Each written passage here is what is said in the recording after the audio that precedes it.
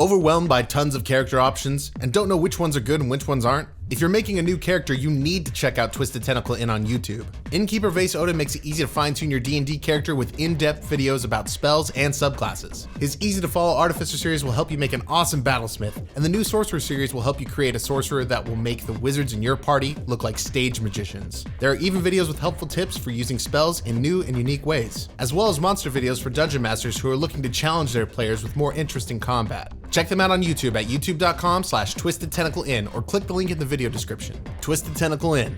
Check in anytime. Hey everybody, welcome to the Dungeoncast. I'm Brian. And I'm Will. This is the podcast where we talk about everything Dungeons and Dragons, from manic menaces to miniature merriment. And today we are talking about the Way of the Shadow and the Way of Mercy, monks.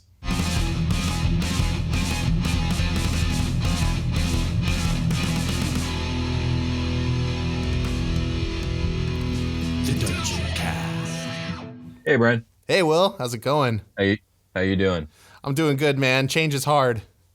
Change is hard. We're doing this remotely now. I don't know if you guys can actually tell from your end, but we can certainly tell from ours. And little it's hiccup, different, but I think it's still going to be good. Little hiccup in life. Had to change. Had to change out the old studio. So, but we back, and we're not missing any days. No, we are not. Today we're talking about a couple subclasses. Yeah, man. I'm really excited. Me too. But before we get into it, let's talk just a little bit. Let's recap a little bit about what a monk in general is. So, small walled cloisters dot the landscapes of the worlds of D&D. Tiny refuges from the flow of ordinary life, where time seems to stand still. The monks who live there seek personal perfection through contemplation and rigorous training. They follow many paths and live by different philosophies. But whatever their discipline, monks are united in their ability to magically harness the energy that flows in their bodies. Whether channeled as a striking display of combat prowess or subtler focus of defensive ability and speed, this energy infuses all that a monk does. Most traditions call this energy ki. It is an element of magic that suffuses the multiverse, specifically the element that flows through living bodies. Monks harness this power within themselves to create magical effects and exceed their body's physical capabilities, and some of their special attacks can hinder the flow of ki in their opponents. Using this energy, monks channel uncanny speed and strength into their unarmed strikes. As they gain experience, their martial training and their mastery of ki gives them more power over their bodies and the bodies of their foes. Yeah, you want to be Ryu from Street Fighter in Dungeons and Dragons? This is how. You want to be Goku? If you want to be Naruto? You can get close. This is also how. Yeah. Oh, dude, I'm wearing my Ichiraku ramen hat today. Oh, are you? Nice. Yeah, nice. I don't It's now, and this is remote, and so I've completely lost you. Oh, well, I am wearing it. Just know this. So first, we're going to get into the Way of the Shadow monk. Monks of the Way of the Shadow follow a tradition that values stealth and subterfuge. These monks might be called ninjas or shadow dancers, and they serve as spies and assassins usually. Sometimes the members of a ninja monastery are family members forming a clan sworn to secrecy about their arts and missions. Other monasteries are more like thieves' guilds, hiring out their services to nobles, rich merchants, or anyone else who can pay their fees. Regardless of their methods, the heads of these monasteries expect the unquestioning obedience of their students. Okay, so secret monks doing secret things. Indeed. Keeping secrets. So you get to choose your way as a monk at 3rd level. And the first feature you get as a Way of the Shadow monk is called Shadow Arts, starting at level 3. You can use your ki to duplicate the effects of certain spells. As an action, you can spend 2 ki points to cast Darkness, Dark Vision, Pass Without a Trace, or Silence without providing material components. Additionally, you gain the Minor Illusion cantrip if you don't already know it. That's really cool. Yeah, it is really cool. It's like these are very, very useful spells that a spellcaster, like a normal spellcaster, would probably take and use regularly, and you're getting all of them just kind of given to you. You do have to spend your ki points, which... Yeah. Go ahead. I mean, that's like normal, like spending your ki points. Yeah, you got to spend a resource for your thing. Yeah. But when it comes to subterfuge and sneaking around, Pass Without a Trace is invaluable. That plus 10 is amazing. Silence is a double-edged sword because I think we've talked about this before. When you cast it, it cancels all the sound that you're making. But once kind of someone passes into that bubble of silence, they're going to realize something's wrong because they can't hear anything. Exactly, yeah. But when you want to beat the living crap out of somebody and you don't want their homies to know about it, this is the way. Yeah, this is the way. I like the darkness spell a lot too, because I feel like a monk should have some kind of like extra sensory stuff going on. Like maybe you have perception, or like airbenders and Avatar, they shave their heads so they can feel the air pressure change near them, so they can like dodge attacks more easily. Stuff like that. It's good flavor for darkness. Or if you're like overwhelmed and you need to get out, darkness is a great way to get out of danger. If you can kind of like I like that, because like with darkness, you can see through your own darkness, but other people can't see through your darkness. Is that true? So, I think darkness. I think that's true. I think darkness, like if it's magical darkness, I don't think anybody can see through it. No, is everyone blind? Hold on, now I gotta look this up. Yeah, it's been so long.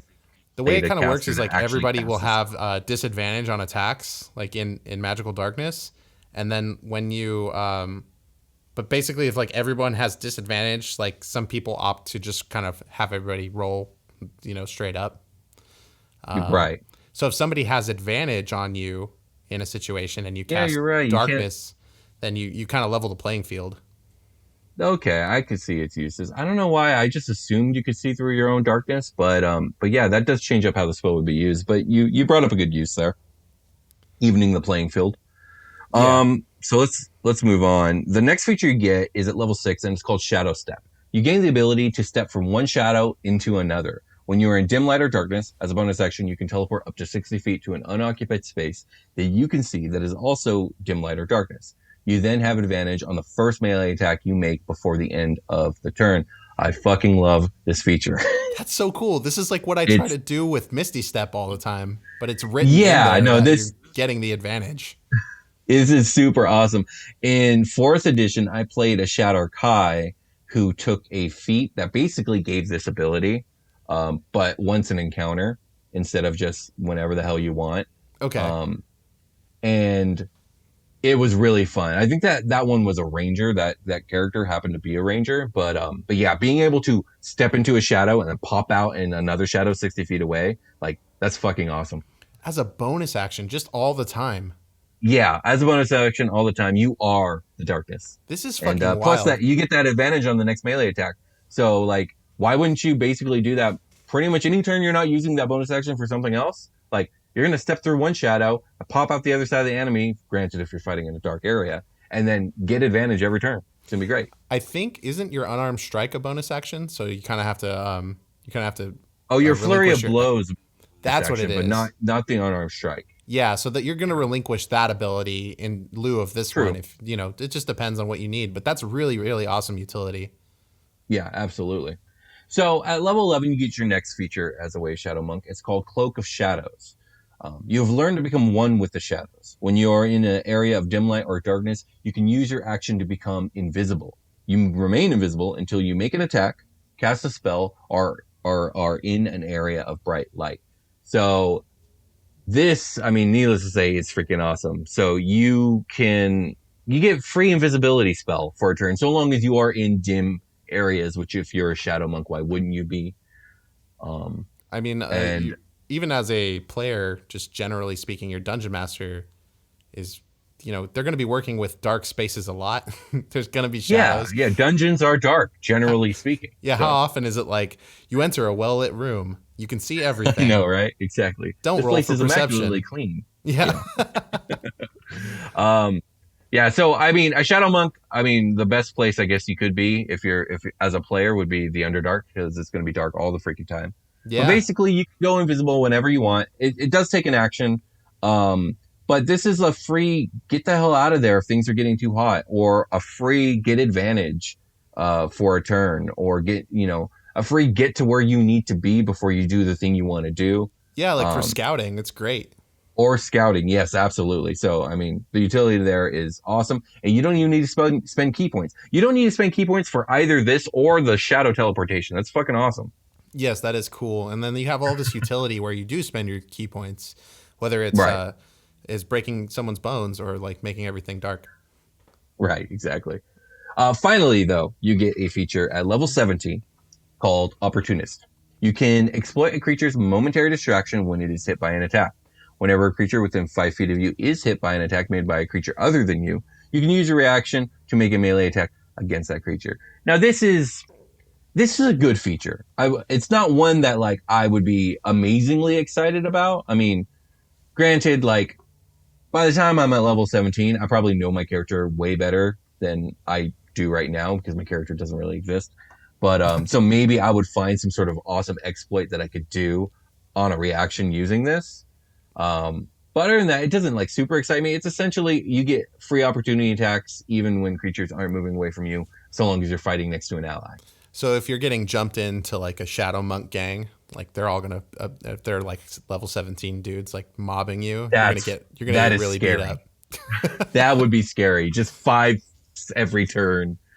Like, yeah, that would be terrifying. But still, it's a fun attack. It's gonna get used. By level 17, big stuff's happening, so it may not be the most exciting feature on Earth, but it's useful at any level. I don't know if you have anything to add to that. No, usually I feel like we get to the level 7, like the high level, like addition to the character's subclass, and we're like, it's cool, I guess. Like, or this could be more powerful, or we should have gotten it earlier. This feels okay. I mean, like it has utility and it's powerful. It's not OP in any way. No, exactly. I think that, like you said, that's generally our reaction for the final feature. We're either like, holy shit, that's amazing, or doesn't feel like a super powerful thing for such a high level feature. Yeah, this is kind of middle of the road, huh? It's a little bit above our low reaction. Yeah. For sure. No, that's all I have to say. That being said, do you have any questions about the Shadow Monk before we hop into my character here?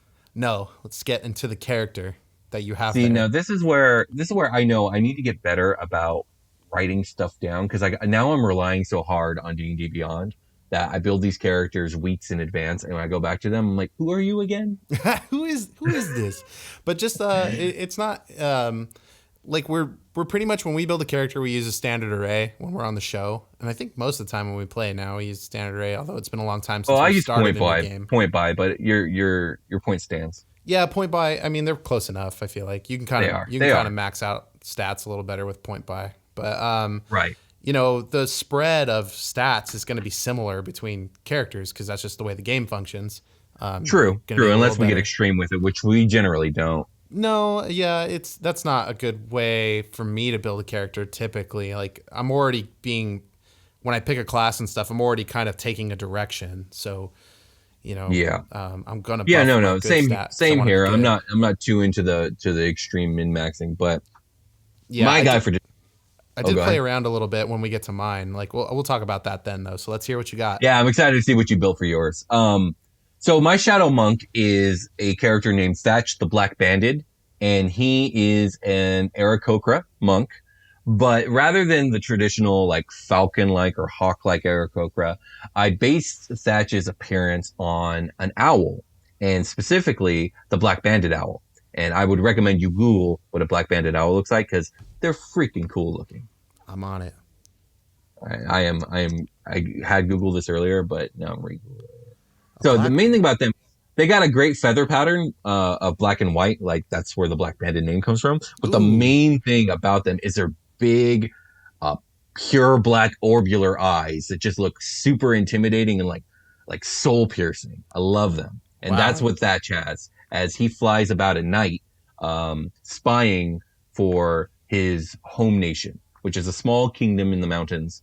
And I picture this kingdom as a kingdom that has only survived thus far for 2 reasons. One, its remote like location up in the mountains, and 2, its extensive spy network keeping it like its political footing, like just one step in front of all its more powerful, larger, surrounding kingdoms. Yeah, you guys are fucking Anbu up in there. Speaking of, we're on the Naruto grind today. Yeah, exactly.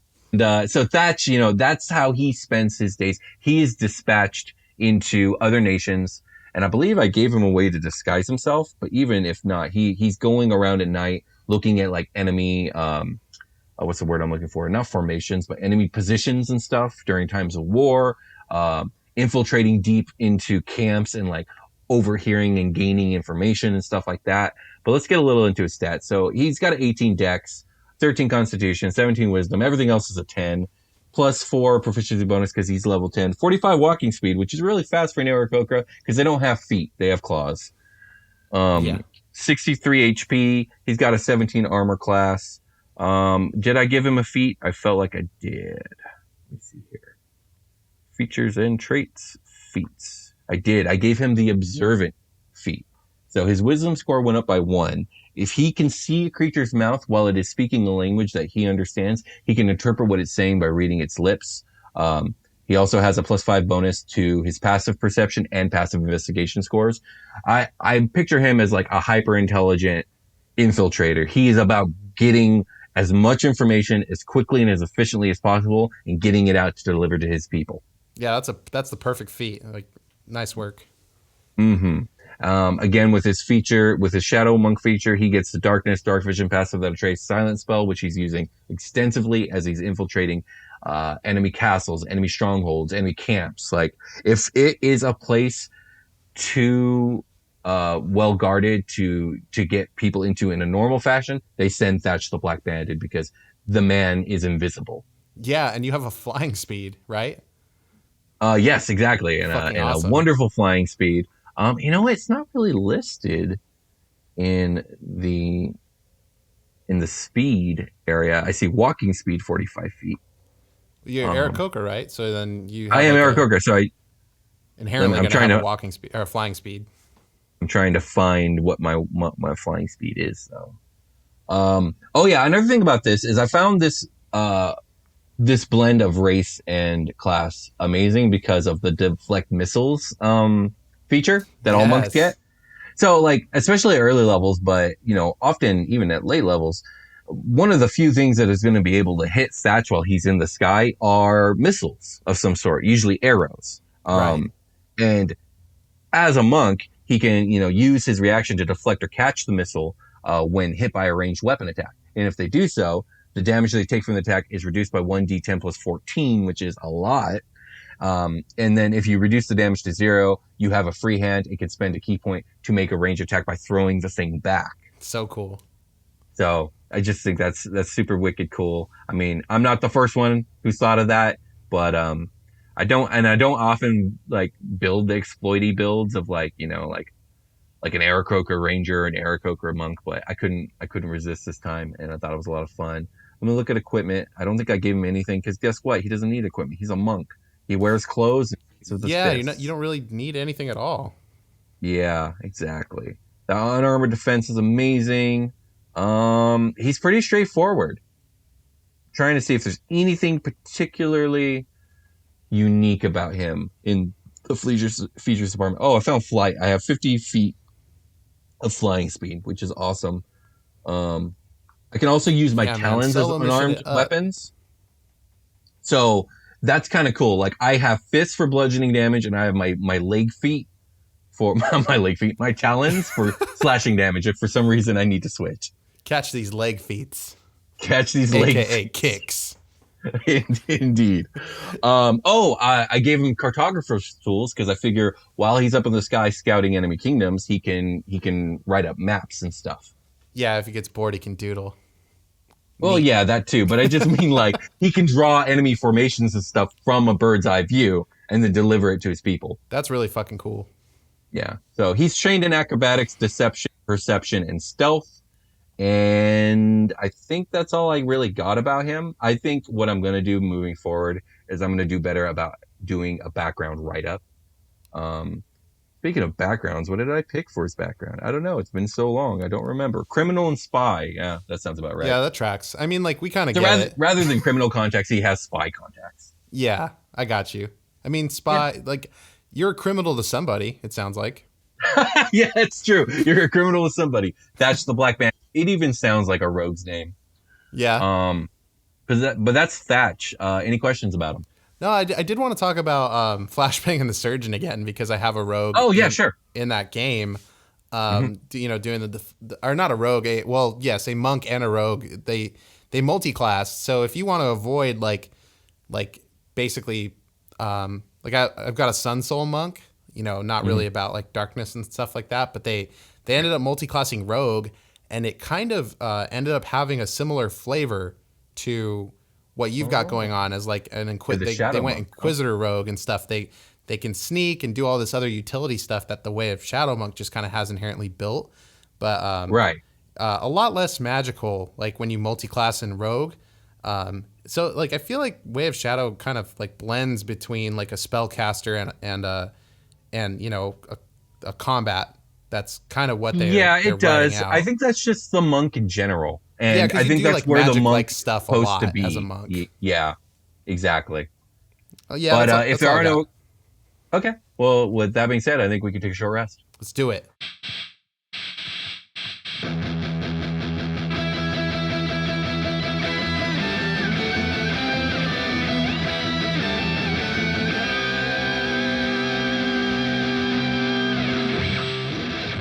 Hey everybody, be sure to check out Super Quest Saga, a future fantasy 5th edition D&D actual play podcast homebrewed and dungeon mastered by yours truly, me, and set in space. And I play in it, along with your special guest Jake and friend of the show, Josh Freeland. You can find it on YouTube, iTunes, or anywhere else you can get your podcasts. Super Quest Saga!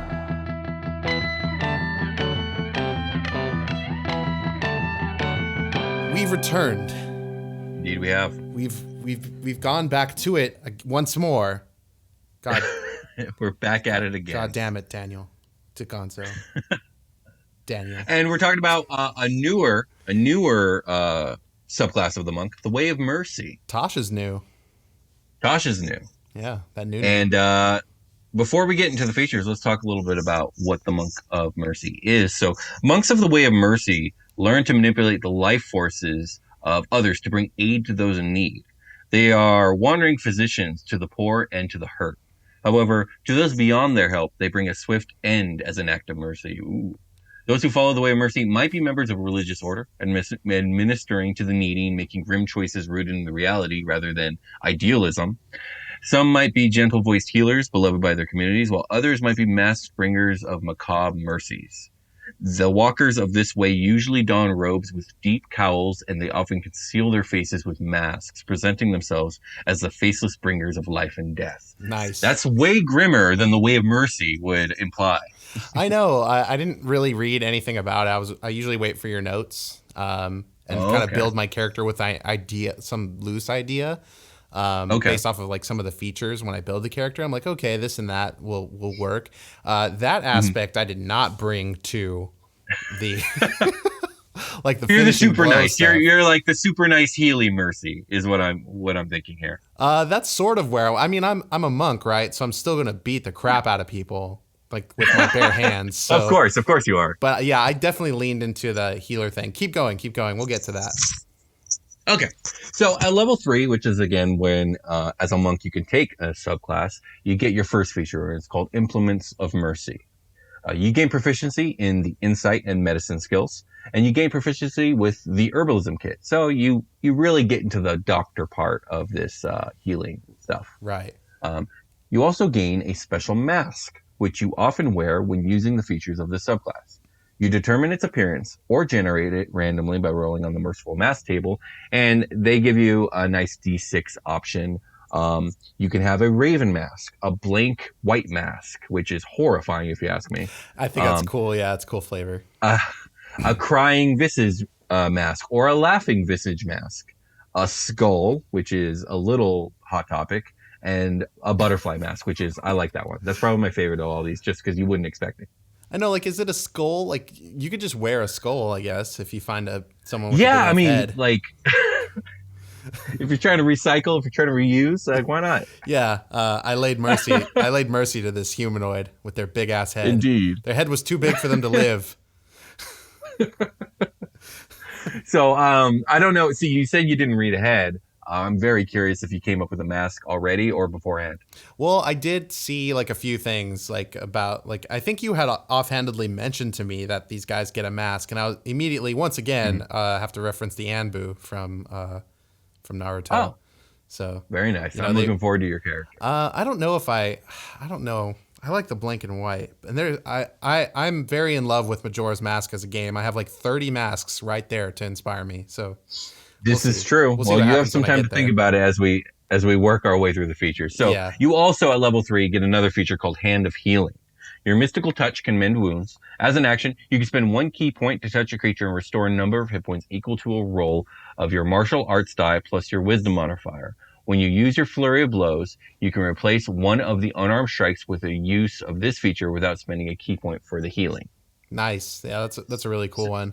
So you're hitting the healing from both like the logical doctor standpoint, but also like don't forget I got holy healing powers. Yes. I can give you energy like Vegeta to Goku style or whatever. Indeed. Pretty I sweet. forgot to Dragon Ball Z. Gotta get all my anime in today. Vegeta is a way of mercy monk. You didn't know? I didn't know. He's putting everybody on planet Namek out of their misery in a merciful way. Goddamn right he is. All right. You get another feature at level 3. So this one's really front loaded. You get a feature called Hand of Harm. That's like the opposite of the last thing. It's the opposite of the last thing, yes. You can use your key to inflict wounds.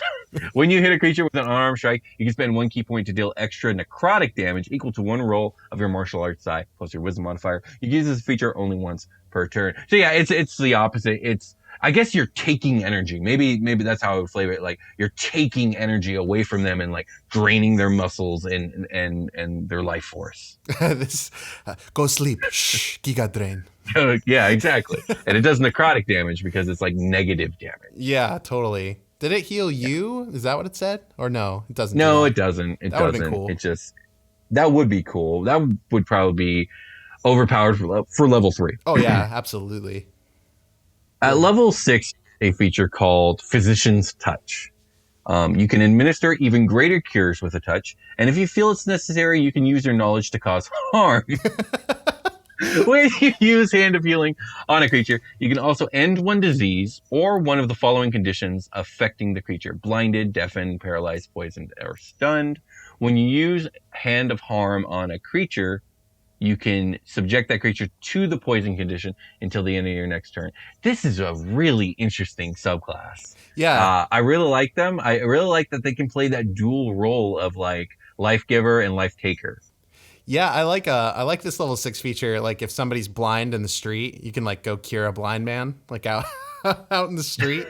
Like is actual blindness different from the condition being blinded? Like I'm sure it actually is. It is. It is different. But you can also end one disease, and I don't know if you want to include a birth defect as a disease, but I mean, if you're the DM, it's up to you. That would be very interesting if you just every time you see someone with some sort of condition, like can your physician's touch like end that condition?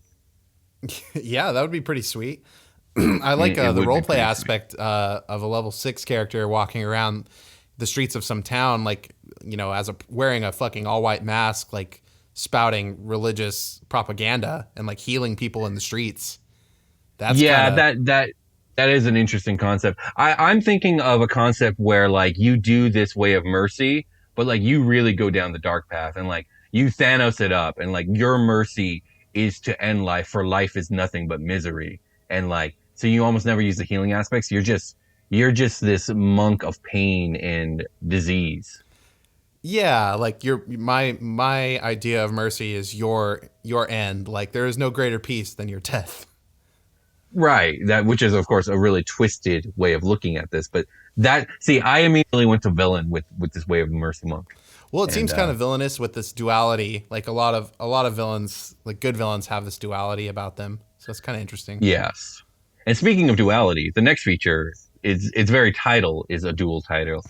Flurry of Healing and Harm. I heal you, so I punch you once more and hurt you even greater level times. 11. Level 11, you get this feature. You can now mete out a flurry of comfort and hurt. When you use Flurry of Blows, you can now replace each of the unarmed strikes with a use of Hand of Healing, without spending key points for the healing. Excuse me. But you spend key points for the flurry. Right, okay. In addition, you make an unarmed strike with the Flurry of Blows. But yeah, in addition, when you make an unarmed strike with the Flurry of Blows, you can use Hand of Harm with that strike without spending any key points for Hand of Harm. You can still use Hand of Harm only once per turn. This is powerful. Yeah, it doesn't give you that same caveat for Hand of Healing.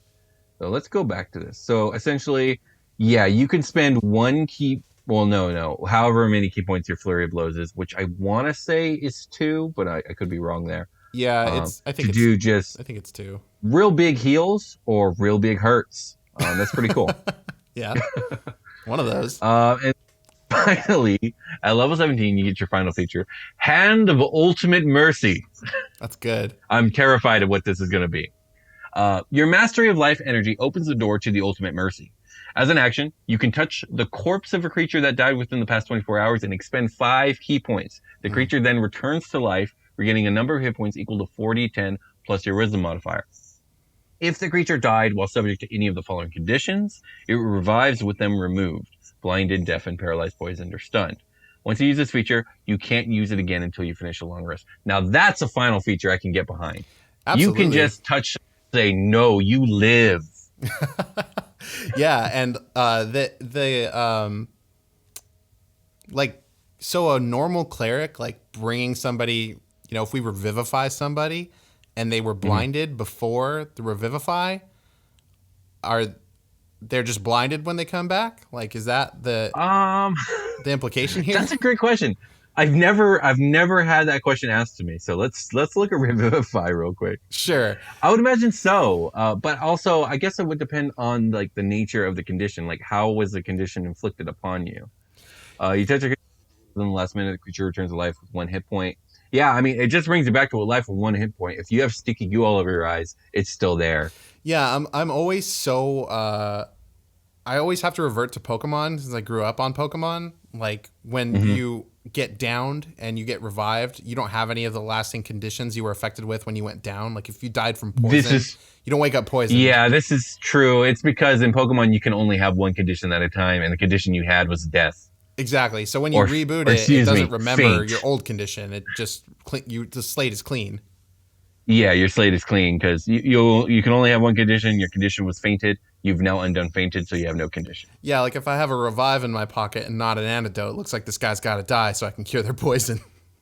Right, exactly. But in this case, that's cool. So that teaches me about Dungeons and Dragons a little bit, that line there. So yeah, that is a very powerful, very, very powerful level 17 feature. This is just reviving the shit out of people. 5 key points, that's not so much at 17th level. I mean, considering it's ending a death, I mean, if you're at 17th level and a party member goes down, you being able to raise them back up instantly with whatever, for the most part, probably a solid amount of HP.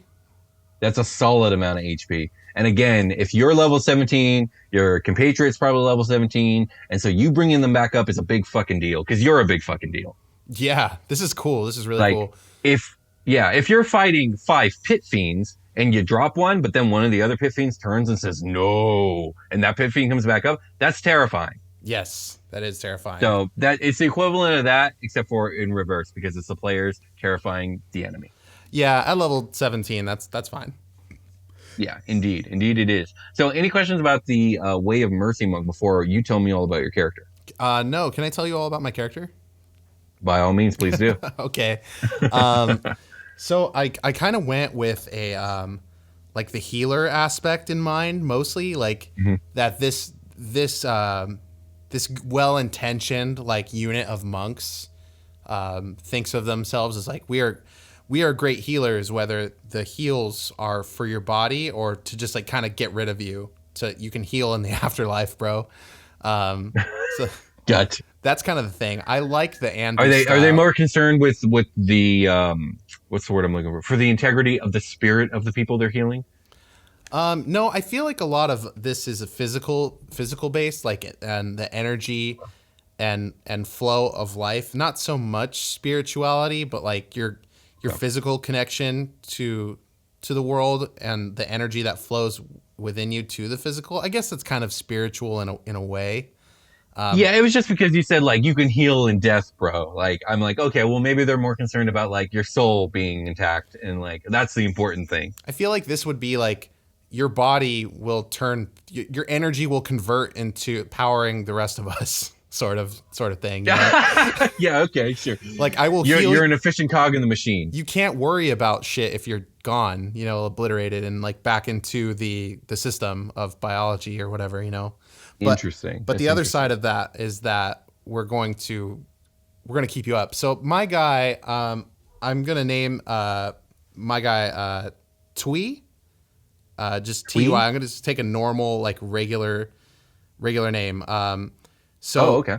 So I think that means pool. So like I grabbed that name from Avatar: The Last Airbender. We were kind of talking about that. I was like, oh, I need a name for this guy because I made this character late last night. I told you before the recording, but when I opened up my character sheet this morning, it said Flo Jiden. So I can't keep that. I can't keep that. No, but I did have best name. I did have water and water benders in mind when I built the character. And I did something interesting. I went. Because waterbenders heal. Yes. They also can like ruthlessly murder.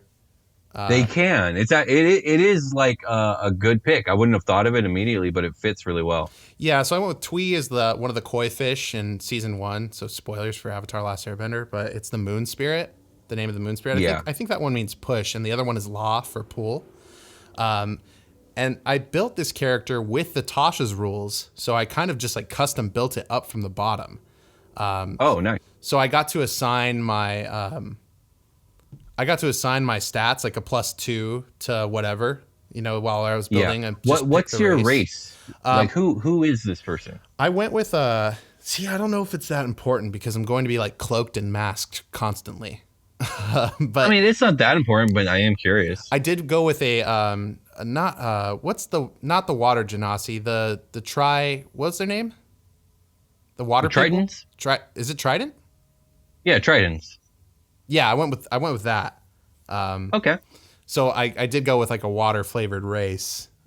Triton. Okay. Yeah, Triton. Okay. I thought you said Trident and it's Triton. Yeah. Oh yeah, Triton, Is that what that fucking thing was called? No, it's. So I went with the Triton. I'm a landwalker for sure. I've been indoctrinated, or maybe not. Sure. Like, I don't know. I kind of like the underwater thing. So I went with. I'm gonna go with the Kakashi Anbu mask, where it's like kind of like that smiling bunny a little bit with the red lines in it. Okay. I don't know what that animal is, but I think it's a fox. Is it a fox? Yeah, it could be. Pretty sure it's a fox. Yeah.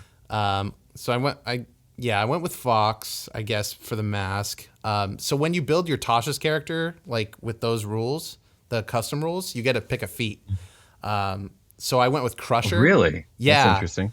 So for Crusher, once per turn, when you hit a creature with an attack that deals bludgeoning damage, you can move it 5 feet to an unoccupied space, provided the target is no more than one size larger than you. I imagine Twee to be very large, like, the biggest humanoid I can make, very broad-shouldered and buff. Yeah, like 6'7", shredded. Yeah, like Incineroar or Zangief style, like size and build. That's interesting. Okay. So able to like kind of just like big palm these fools with the unarmed strikes and move them out of the path. And that's just kind of a precursor for my plan later. When I score a critical hit that deals bludgeoning damage to a creature, attack rolls against that creature are made with advantage until the start of your next turn. That's just another part of the Crusher feat. I built this character up to level 8. The next feat I took feats all the way for my bonuses instead of ability increases. So I took the healer feat. So when I use a healer's kit, which herbalism kit I feel is like similar enough here. Sure. Yeah, I would allow that. To stabilize a dying creature, that creature also regains 1 HP. So as an action, I can spend one of the user's healer's kit to tend to a creature and restore 1d6 plus 4 HP to it, plus additional HP to the creature's maximum number of hit dice. The creature can't regain HP from this feat again until it finishes a short or long rest. Nice, so some extra heals on top of your already heals. That's funny. Like the way you took those feats, it's like this feat heals, this feat kills. I like the harsh rhyme there. Yeah, I kind of wanted it to be like, get out of my way so I can heal this guy and like move somebody out of the space. Because I feel like this character will work best in a party of like 5. So if it's like 5 monks rolling deep, this is my guy is meant to be like the main healer. If we're all the same monk, different paths. Yeah, maybe something like that. Or if we're in like a crew of like, rough and tumble fighters, and I've been hired as a mercenary to like keep everybody alive. that could be my job. So I also took, the next feat I took was mobile. So my speed increases by 10 feet. When I use the dash action, difficult terrain doesn't cost me extra movement on that turn. And when I make a melee attack against a creature, I don't provoke opportunity attacks from that creature for the rest of the turn, whether I'm hit or not. So I can move people around. This goes back to like, let me get to who needs healing right now. Exactly. If somebody goes down, Awesome. It's my job to pick them back up. And when I do that with the healer's kit, they're going to get back up immediately. So if they need more life than that, like I'll use the other features, the healing hand and all that stuff. Right. And basically, it's like triage. It's an order of severity. Yeah, and then I can just kind of move people around with my unarmed strikes to get them where I need to be. So if I'm doing like flurry of blows, I can move people a little bit of space here and there and like move them to the back of the pack and keep them away from people that I need to get back to heal. I can move a guy like 10 feet and then go and like position myself to go do a heal next turn or something like that, Yeah, you were leaned into like the mobile combat medic. I like that. That's awesome. Yeah, so that's pretty much where I went. And I thought I was going to be more of a healer than when we detailed the notes of how much more brutal this class is than that. So that was pretty interesting. You can, if someone isn't getting out of your way for you to let you heal, like you can really make them pay for that. Yes, I took intimidation as a feat. There you go. What else did I do that's interesting? I mean, that works really well with the mask. Yeah, and the size of this fool and like, just hitting somebody and pushing them out of the way. Everybody, if I kick somebody, I can like blast them through a chair or a table or whatever is how I was kind of like looking at it. I took acrobatics, insight, intimidation, and medicine, obviously. And then I also have stealth. I don't know why I took stealth. I love stealth. I mean, stealth is useful. Monk, you're going to be good at it. So I have proficiency in strength and dex saving throws. My AC is like around 14. I don't know. I'm not looking into the stats portion of this very much these days. You can kind of make that what you need it to be. But it's more about like the feature build and the character concept that are the most important. Yeah, I went with but I did go with dex, constitution, and wisdom as my big stats. Everything else is I guess wisdom and strength are both a +1, but dex and constitution are both a +3. Charisma, charisma tanked. I tanked charisma. I don't need to talk to people. True. And honestly, this character doesn't seem like they would have much in social skills, quite honestly. Yeah. So the intimidation buff is pretty low. It's like only a +2 when it should be, higher than that. That's a -1 charisma. Like, this character looks intimidating, so like you give them like a little bit of a boost artificially from that, depending on who they're trying to intimidate. Yeah. So you have to have a DM who's like willing to do that and understand that. But I mean, I think it's a great concept. That's really cool. What was her name again? It was Twee? Twee, yeah, it's TUI. And I think I'm just going to leave it at that. No additional moniker or anything. Probably a part of the Monk Society. Keep the name like one syllable, simple. We're all, your name is given to you as like a meaning. I like the monk like indoctrination thing. Like you're going to come learn our laws and you're going to live by those laws and learn these skills. Right. That's kind of what I learned when I did when I DM for FBATS, and Jake's character is the monk. His Sun Soul monk like philosophies dictate a lot of the things he does as a character, and like he can compromise his moralities by acting against them and stuff. Right. That's a fun thing you can do with the monk. But I like that you named him Twee because now I'm thinking it means push, and that's what he does. He pushes people out of the way to get to the heals. And he pushes people towards death or towards life, I guess. Indeed he does. Anything else you want to add about Twee before we get ready for our long rest? No, I'm good. I didn't give him any weapons or anything, but he's probably got brass knuckles, like, with little spikes in them. Okay, that's a little more heavy metal than I thought Twee would have. Yeah, I think that's it. I think he's mostly using palms, but when he wants to go with the other side of mercy, he's going to use the brass knuckles to be a finisher. I like it. That's pretty much it. With that being said, let's get ready for our long rest. Let's do it. Hey, everybody, welcome to the long rest. It's a part of the show where this year we're building a beholder. Indeed, we are. Behold, a new beholder. So far? We finished a beholder. Now we got a new one. We're working on now. Yeah, I'm pulling up the old stats of that beholder. So what Well, why don't you start off? Well, I'll tell you what. Why don't you start off with the feature? And I think you have a little more explaining on the details, and I'll prompt you. But Okay. why And don't you want to do feature the is while Ray? I look up. Yeah, I'll do the Ray. Okay. All right. So Deborah. Oh no. No. Oh, sorry. I thought you meant Ray Ray No. Romano. No. So for the feature, we went with the Shadow Monk, and the lore says that Way of the Shadow Monks tend to be either ninjas or shadow dancers, part of a secret society of practitioners of their art. So we decided to make our beholder part of a secret society, and our beholder wears a secret society ninja band across its giant beholder forehead. So that's Naruto the feature getting style. from the Shadow Monk. So in Naruto, they have like their nation's crest on their headband or whatever it is. Maybe this one's like an eye, like for obvious reasons. It's like a metal band with an eye as its symbol. That's what I was gonna say. Perfect. That's Okay, cool. perfect. It's just a crazy eyeball. Yeah.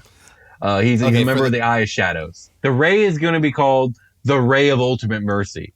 And essentially, the Ray of Ultimate Mercy. This Ray is going to revive fallen allies. I think we are establishing pretty early on that this beholder plays really well with others. He's part of a secret society. He has allies, and when those allies fall and he rolls really well on his random eye chart, he's going to use his Ray of Ultimate Mercy to bring them back to life. I kind of like it because the audacity of it all. Just like, I'm going to be rolling 3 rays randomly. So I actually, if I want to heal my bro, I'm going to have to randomly try to do that with like a 1 in 10 chance. You got a 3 out of 10 chance because you can fire 3 rays per turn plus a 4th ray for your legendary action. So you're honestly, what is a 4 out of 10 chance? That's a 2 out of 5 chance you're going to roll your Ultimate Mercy Ray. That's true. I don't have to pick my target before I roll randomly, huh? I can try to choose my target after I roll. Exactly. Yeah, so if you just firing, you have a bro that's down, you get the heal ray, you can point that at your bro. So if old Cruel Eyes is rolling up with this new beholder, then and he knocked out Cruel Eyes, this beholder might be able to bring Cruel Eyes back. Cruel Eyes and this beholder teamed up is too powerful already, and we've only got 1 ray. I've got a web beam and spider tentacles for this one listed. I forgot we started this ray. Oh, so this guy can trap you and heal his allies. Yeah. He's got scary. I forgot about the spider tentacles. Oh man, this thing's just, and it's a ninja. We're building another dark. I do want to. Dark this beholder. is hilarious. I do want to add like a sub feature with this particular ray. Should be like a hand at the end instead of an eyeball. Yeah. Have you ever? Or maybe seen it Kung should Fu have like Hustle? a Donzo style like eyeball in the palm of the hand. So there's still an eyeball there, but there's a hand around it. Oh, because so this spider ray has a hand at the end, and the hand has an eye in the palm. Yeah, and it fires the beam that would come out of the muck. I'm into it. Fuck it, I'm into it. Also, all of the instead of tentacles, it has spider legs for all of the. Yeah, I remember. This is what we wrote. I am recalling back to the Ettercap episode. Yes, this thing's already horrifying. Anything else you want to add before we call it a game? No, I don't think so. Just are we announcing a new contest today, Will? Indeed we are. I totally forgot about that. Thank you for reminding me. So, as many of you probably already know, a new book is coming out on May 18th. Van Richten's Guide to Ravenloft, which I'm excited for, although I am questioning the timing of this. Why isn't this coming out during Halloween? I don't know, but here it is in rolling up to summer. Let's get spooky and play Ravenloft. One of my favorite settings in D&D.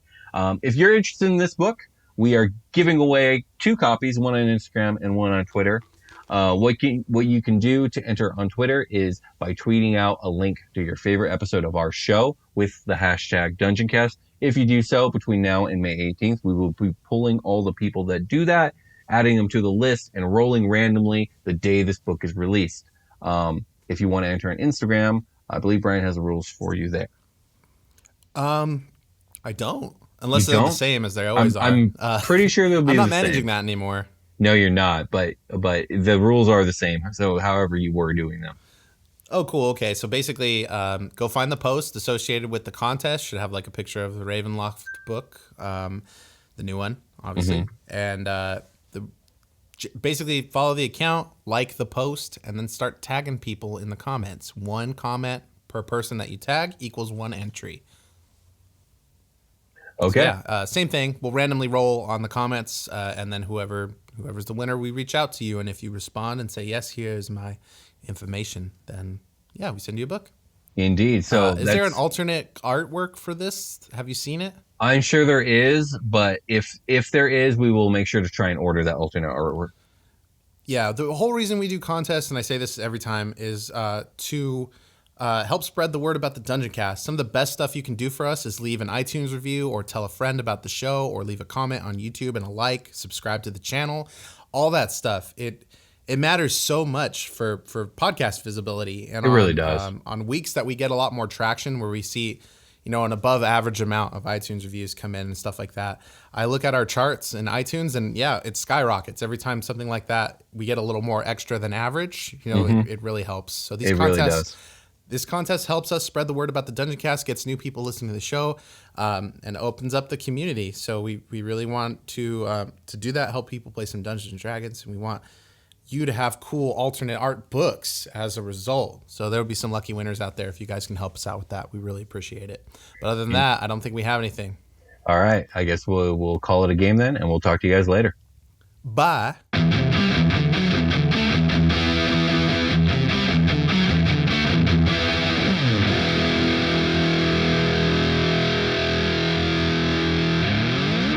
The Dungeoncast.